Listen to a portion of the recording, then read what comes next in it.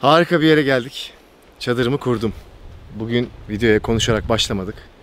Önce iş yapalım dedik. Ve çadırımızı kurduk. Masamızı kurduk. Birazdan ateşimizi yakacağız. Ön tarafımda harika bir deniz manzarası var. Arka tarafımda da muhteşem bir orman var. Şu anda burada bir gece kalacağız. Yemeğimi yapacağım. Ve yarın buradan ayrılacağım. Burası gerçekten çok huzurlu bir yer. Şu anda size tam net bir lokasyon vermesem bile en azından şunu söyleyeyim. İstanbul'a gerçekten çok yakın bir yerdeyim.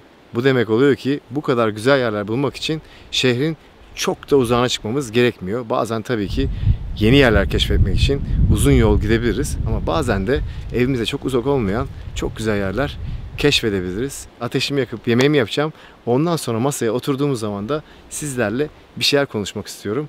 Ama önce işi bitirmem gerekiyor.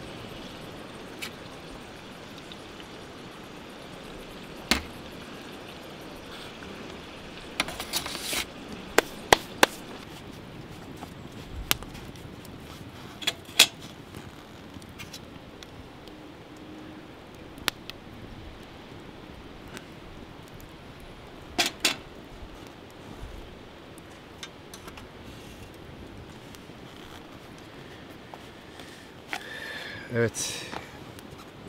Zor işleri bitirdik. Güzel bir çadır kurduk buraya. Aslında buraya geldiğimizde burası dümdüz bir alandı. Yaşam yoktu ve biz burada resmen bir yaşam alanı oluşturduk.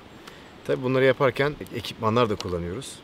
Baltam, bıçağım, eldivenlerim, ocağımı koyacağım, demir ızgaram ve tabii ki buradaki tencere takımım olsun, masam, sandalyem, bunlar ekipmanlarım.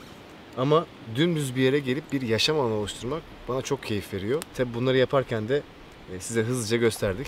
Ama tek başıma geldiğim kamplarda da her kampta sizlere bir şeyler söylemek, anlatmak istiyorum.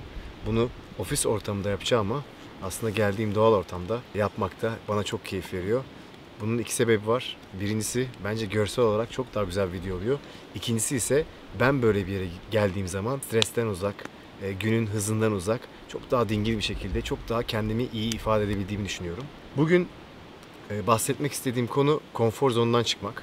Aslında şu anda yaşadığımız şeye çok paralel bir konu bu. Hayatımızın da her yerinde bunu yaşıyoruz. Mesela spor yapıyoruz. Normalde kaslarımızın kaldıramayacağı kadar ağırlıkların altına giriyoruz. Kaslarımız yıpranıyor ve o yıpranma sonucunda iyi beslenerek, daha güçlenerek geri geliyor. Aslında bu örneği hayatımıza da alabiliriz. Biz kendimiz hep konfor zonumuzdaysak, nedir bu? Yani hep kendimizi iyi hissettiğimiz, zorlanmadığımız alanlardaysak aslında bir süre sonra buna alışıyoruz ve mutsuz olmaya başlıyoruz. Neden mutsuz olduğumuzu da bilmiyoruz. İnsan nefsi çok kısa. Yeni aldığınız bir arabaya belki birkaç hafta sonra alışıyorsunuz.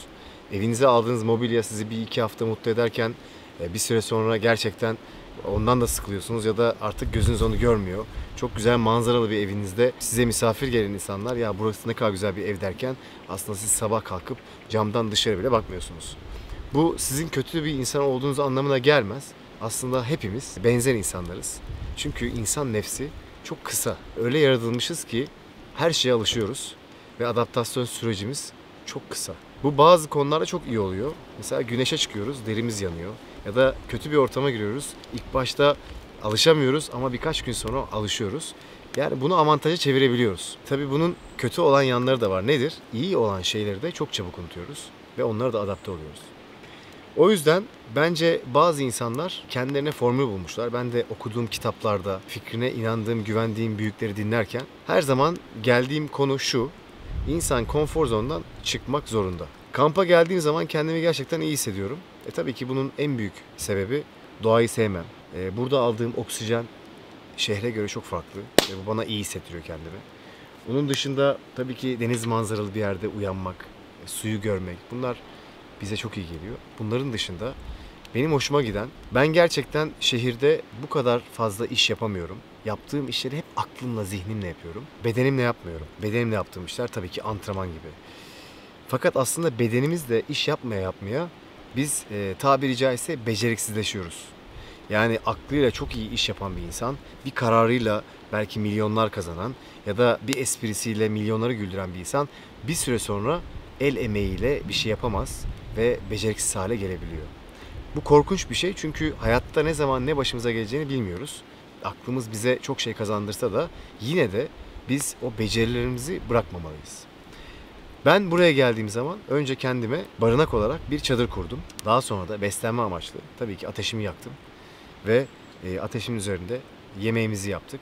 Yani aslında buradaki ufak tefek kaplarımızla, bizim için çok değerli olan ekipmanlarımızla beslenmeye çalışıyoruz. Belki mutfakta onlarca tencere, yüzlerce tabağımız, çatal bıçağımız var ama burada çatalımızla bir yemeği yedikten sonra kenara gidip temizleyip tekrar o çatalı kullanmak müthiş keyif verici. Belki kamp yapan insanlar ne demek istediğimi anlıyorlar. Hiç bunu deneyimlememişseniz eğer mutlaka hayatınızın bir döneminde konfor zonunuzdan çıkmayı ve bu şekilde farklı tecrübe edinmeye çalışın diyorum.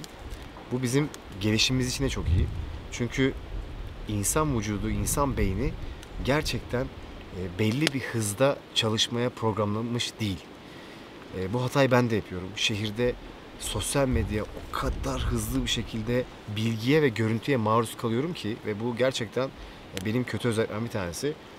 Umarım ileride bunu düzeltirim. Çok fazla eskiden film izliyorduk.